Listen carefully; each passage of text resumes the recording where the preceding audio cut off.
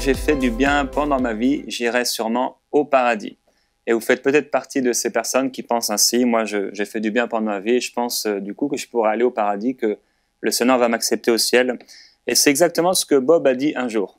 Bob était un homme charmant, tous ses collègues le connaissaient pour apporter chaque matin de la bonne humeur au bureau. Il avait toujours des délicates attentions pour chacun. Il laissait même pour le personnel de ménage qui passait en fin de journée régulièrement une boîte de chocolat. Tout le monde avait été choqué lors du départ d'un de ses collègues, un collègue de Bob, parce qu'il lui avait offert un voyage au Mexique. Il était extrêmement généreux et tout le monde le connaissait pour être un homme vraiment exceptionnel. On avait même vu donner plusieurs fois de l'argent à un SDF qui était devant son entreprise. Il lui donnait plusieurs fois de l'argent, il s'asseyait auprès de lui pour lui parler.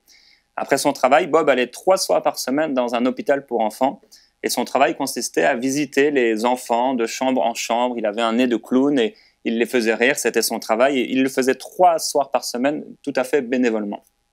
Un jour, pendant qu'il était en train de faire cette activité, il a rencontré le père d'un enfant qui était malade et le père lui a dit qu'il avait lui-même besoin d'une greffe de rein. Et le lendemain matin, lorsqu'il est arrivé au travail pour la première fois, ses collègues de travail l'ont trouvé triste, malheureux, ils lui ont demandé qu'est-ce qui n'allait pas. Et 2 semaines plus tard, il s'est réveillé, Bob, avec un rein en moins. Il venait d'offrir son rein, de donner son rein pour le père de cet enfant. Alors, le personnel hospitalier lui avait pourtant expliqué qu'il y aurait peut-être des conséquences, des risques, les risques de l'opération et les gênes que cela lui occasionnerait peut-être plus tard.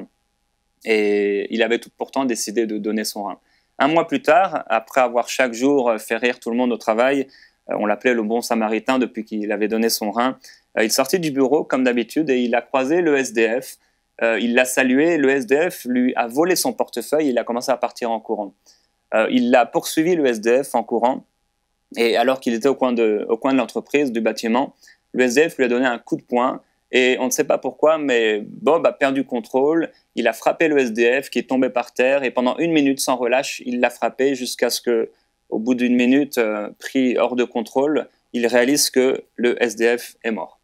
3 mois plus tard, alors qu'on lui annonçait sa sentence devant le juge, 15 ans de prison ferme pour violence sur personnes vulnérables, il déclara au juge « J'ai fait du bien pendant ma vie, j'irai sûrement au paradis ». Vous savez, quand la police vous arrête parce que vous avez dépassé les limites de vitesse, vous pouvez être la meilleure des personnes, et pourtant vous allez payer une amende. Et la Bible déclare que tous, il suffit de désobéir à un seul commandement de la loi pour que nous soyons condamnables et coupables par rapport à toute la loi. Et lorsqu'on va se retrouver devant Dieu, ça ne va pas être nos bonnes œuvres qui ouvriront la porte des cieux, parce que la Bible dit « tous ont péché et sont privés de la gloire de Dieu ». C'est le fait d'avoir péché, même une seule fois, qui nous rend condamnables. Et nos bonnes œuvres n'effacent pas nos péchés. Un seul péché nous amène à la condamnation. Et si on fait des bonnes œuvres, on pourra peut-être écrire ou s'écrier comme un homme dans la Bible « Nous sommes tous comme des êtres impurs et toute notre justice est comme un vêtement souillé ». La bonne nouvelle, c'est que si tous ont péché et sont privés de la gloire de Dieu, ils sont gratuitement justifiés par sa grâce, par le moyen de la rédemption qui se trouve en Jésus-Christ. Alors pour terminer un peu cette pensée, c'est vrai, on peut être une bonne personne, mais comme le disait Annabelle au début de sa conversion, elle disait mais même les gentils ne seront pas sauvés s'ils n'ont pas accepté Jésus. Effectivement, la seule personne qui peut nous sauver et le seul sacrifice qui peut nous sauver, c'est celui de Jésus-Christ et c'est le fait d'être pardonné. Et on va en parler un peu plus dans les quelques minutes qui vont suivre. Retrouvez la suite de ce programme dans l'émission Bonjour chez vous sur ENCI TV.